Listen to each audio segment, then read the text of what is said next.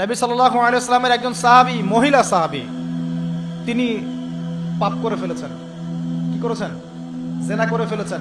বিবাহিত ব্যক্তি ছিলেন। নবীর কাছে এসে বলছেন, ইয়া রাসূলুল্লাহ তাহহিরনি, আমাকে পবিত্র করুন, আমি অন্যায় করেছি। নবী সাল্লাল্লাহু আলাইহি ওয়াসাল্লাম বলছেন, মুখ ফিরিয়ে নিচ্ছেন, একবার ডান দিকে মুখ ফিরাচ্ছেন, একবার বাম দিকে মুখ ফিরাচ্ছেন। নবী শুনতে যাচ্ছেন না, কারণ এটা কোর্টে চলে আসলেই বিপদ। নবীজি বলছেন, বাসায় যাও, বাসায় যাও, তওবা করো, আল্লাহর কাছে তওবা করো, আল্লাহ মাফ করে দিবে। বাসায় চলে যাও, বাসায় চলে যাও, তওবা করো, আল্লাহ মাফ করে দিবে। সে মহিলা বলছে, না ইয়া রাসূলুল্লাহ, আমি অনেক বড় অন্যায় করেছি, আমাকে পবিত্র করুন। আপনি পবিত্র না করেন তাহলে পরকালে আল্লাহ আমাকে শাস্তি দিবেন, আমাকে পবিত্র করুন। এবার নবী সাল্লাল্লাহু আলাইহি ওয়াসাল্লাম বললেন, বাসায় যাও। তুমি গর্ভবতী হয়েছো? হ্যাঁ। বাচ্চা খালাস করো, তারপরে এসো, তোমার বিচার করে দেওয়া হবে। সেই মহিলা বাসায় ফিরে গেল, তওবা করতে থাকলো। তার গর্ভের সন্তান বড় হতে লাগলো। এক পর্যায়ে সন্তান জন্ম হলো। সন্তান জন্ম হওয়ার পর সে এসে বলছে, ইয়া রাসূলুল্লাহ, এই যে কোলের বাচ্চা, এই যে 3 দিন আগে 4 দিন আগে হয়েছে সন্তান, আমাকে এখন পবিত্র করে দিন, আমাকে শাস্তি দিয়ে পবিত্র করুন। নবী সাল্লাল্লাহু আলাইহি ওয়াসাল্লাম বাচ্চা দিকে তাকিয়ে বলছেন যে এই বাচ্চাকে দুধ পান করাতে হবে। এবার তিনি নবী সাল্লাল্লাহু আলাইহি ওয়াসাল্লামকে বলছেন, ইয়া রাসূলুল্লাহ, এই যে আমার বাচ্চা এখন রুটি খেতে পারে, আমাকে এখন পবিত্র করুন। নবী সাল্লাল্লাহু আলাইহি ওয়াসাল্লাম একজন মুসলিমকে বললেন, এই বাচ্চার দায়িত্ব কে নিতে পারবে? একজন মুসলিম সাহাবী বললেন যে আমি নিব ইয়া রাসূলুল্লাহ। তখন তার হাতে বাচ্চাকে সুপর্দ করা হলো। বাচ্চাকে সুপর্দ করার পর এই মহিলাকে নিয়ে যাওয়া হচ্ছে এবং সাহাবীকে বলা হলো, অন্যান্য সাহাবীদেরকে বলা হলো, তোমরা এই মহিলাকে নিয়ে যাও, নিয়ে গিয়ে রজম করো, অর্ধেক মাটিতে পুঁতে ফেলে পাথর নিক্ষেপ করে হত্যা করো। এবার সাহাবীরা এই কাজ করছেন। খালিদ বিন ওয়ালিদ রাদিয়াল্লাহু আনহু, বিখ্যাত বীর সাহাবী, তিনি তখন মুসলিম হয়েছেন এবং অনেক যুদ্ধের নেতৃত্ব দিচ্ছেন। তিনি একটা পাথর নিক্ষেপ করেছেন। এই পাথরের নিক্ষিপ্ত পাথরের আঘাতে রক্তের ফিনকি ছিটকে এসে খালিদ বিন ওয়ালিদ রাদিয়াল্লাহু আনহুর এই যে কাপড়ের মধ্যে পড়েছে। তখন খালিদ বিন ওয়ালিদ রাদিয়াল্লাহু আনহু তিনি বলছেন, ছি, আমার কাপড়ে একজন ব্যভিচারী নারী রক্ত পড়লো, এরকম একটা স্টেটমেন্ট তিনি করেছেন। তখন নবী সাল্লাল্লাহু আলাইহি ওয়াসাল্লাম রাগ করে বলেন, ইয়া খালিদ, তুমি থামো, তুমি জানো এই মহিলা অন্যায় করার পর এমন তওবা আল্লাহর কাছে করেছে, এত বেশি তওবা সে আল্লাহর কাছে করেছে, এত বেশি তওবা আল্লাহর কাছে করেছে বিগত এই সময়গুলোতে, এই তওবা যদি পুরো মদিনাবাসীর মধ্যে ভাগ করে দেওয়া হয় তবুও কম হবে। এবং সেই মহিলা এখন জান্নাতে আছে, জান্নাতে নদীতে সাঁতার কাটছে ইনশাআল্লাহ।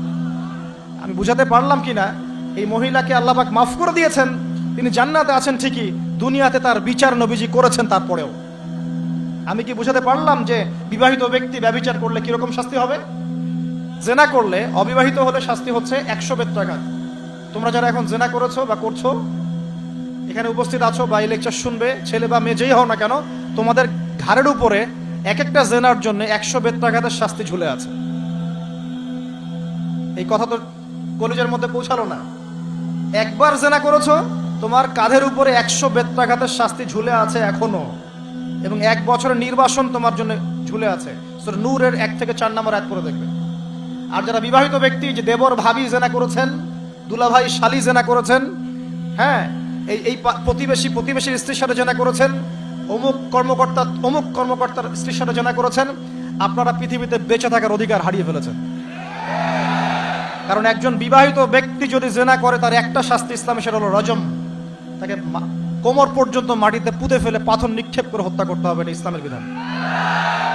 এই বিধান এখন চালু করা যাবে না।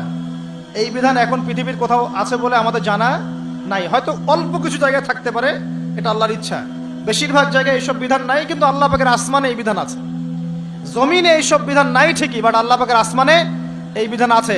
মৃত্যু হয়ে গেলেই শাস্তি ভোগ করবে যদি তওবা না করে মারা যায়। তবে যদি আপনারা তওবা করেন, এই শালি তুমি যদি তওবা করো, দুলাভাই যদি তওবা করে, এই দেবর যদি তওবা করে, ভাবি যদি তওবা করে, আল্লাহ পাক রাতের অন্ধকারের তওবা আল্লাহ পাক কবুল করতে পারে।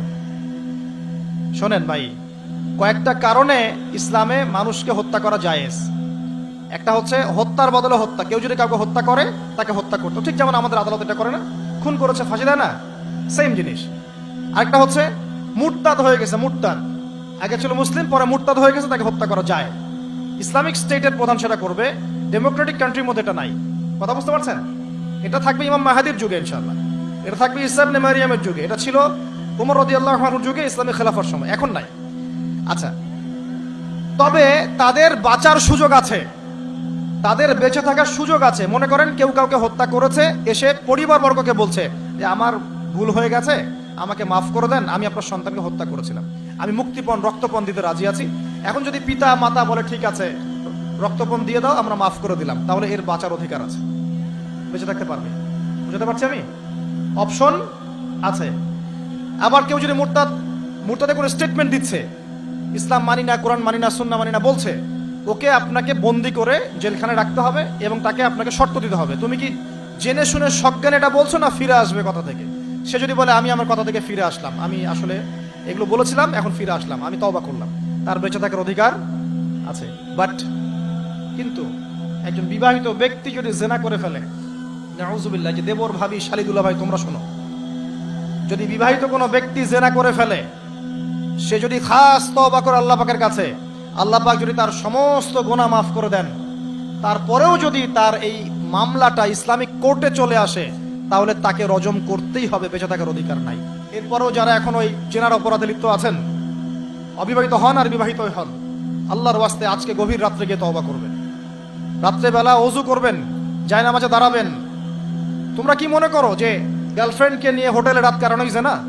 তুমি যে তার হাত ধরে ঘুরছো এটাও জানা, তুমি তার সাথে কফি খাচ্ছ এটাও জানা করছো, তুমি নোট এক্সচেঞ্জ করতে গিয়ে ওর সাথে যে প্রেমের লেটার্স এই করছো এটা জানা করছো, রাত্রেবেলা রাত জেগে কথা বলছো জানা করছো, তুমি ওর দিকে খারাপ নজরে তাকাচ্ছ জানা করছো, তুমি ওর সাথে যা যা করছো সবই জানা হচ্ছে। আর আমরা তো এখন এটাকে ফ্যাশন মনে করি। আমরা মনে করি যে ছেলে মেয়ে একসাথে পড়বে, কোনো সমস্যা নাই, কোনো সমস্যা, এটা এগিয়ে যাওয়ার যুগ। এটা এখন কি নিজের ইজ্জত সম্ভ্রম বিসর্জন দিয়ে এগিয়ে যেতে হবে? আমরা দেখছি, কয়েকদিন আগে দেখলাম একটা বিখ্যাত একটা কলেজের কথা দেখলাম, যেখানকার মেয়েদেরকে যৌন কাজে বাধ্য করা হচ্ছে। ইজ্জত বিক্রি করে কি অর্জন করতে যাচ্ছ তোমরা? নিজের ইজ্জত বিক্রি করে কিসের সার্টিফিকেট অর্জন করতে যাচ্ছ তোমরা? সুবহানাল্লাহ। আর এখনকার জরিপ ভয়াবহ। এখন অ্যাডাল্ট ছেলেদের মধ্যে 10 জনের মধ্যে 5 জন বিয়ের আগেই যৌন সম্পর্ক করেছে। দেড়হারসে আপনারা জানা করছেন, গার্লফ্রেন্ড বয়ফ্রেন্ড অ্যাফেয়ার্সে যাচ্ছেন, ঠিক আছে, পতিতালয়ে যাচ্ছেন। এখনকার স্কুলের ছেলেদেরকে ধরলে ব্যাগের মধ্যে কন্ডম পাওয়া যাচ্ছে। সুবহানাল্লাহ। এটাকে আমরা এগিয়ে যাওয়া বলছি? অথচ যদি প্রাপ্তবয়স্ক, গভর্নমেন্টের আইনে কি আছে, 21 বছর না ছেলেদের? 21 বছর, আর মেয়েদের কত? 21-18 হওয়ার পরেও যদি কেউ বিয়ে করতে চায়, সমাজ তাকে মেনে নিতে যাচ্ছে না। সমাজ বিয়েটাকে কঠিন করছে, জেনাকে সহজ করছে। যত বেশি বিয়েকে কঠিন করবেন জেনা তত বাড়তে থাকবে। আর বিয়ের সময় দেখা যায়, মনে হয় যে মেয়ের বাবা মেয়েকে বিক্রি করছে, আর ছেলের বাবা হচ্ছে একটা মেয়ে কিনছে। মেয়ে বিক্রি করার সময় মোহর দিচ্ছে 10 লাখ 15-20 লাখ, কেন মেয়েটাকে বিক্রি করা হচ্ছে। আর ছেলে যে যৌতুক নিবে, এবারে নিচ্ছে 10 লাখ 20 লাখ যৌতুক নিচ্ছে এখান থেকে। তো এই যে একটা জাহেলিয়াত চলছে, মানে আইয়ামে জাহিলিয়াত কোথায়? আইয়ামে জাহিলিয়াত তো এখানেই। আমি তো চোখে দেখি এই বিশ্বটা আইয়ামে জাহেলিয়াতের যুগ।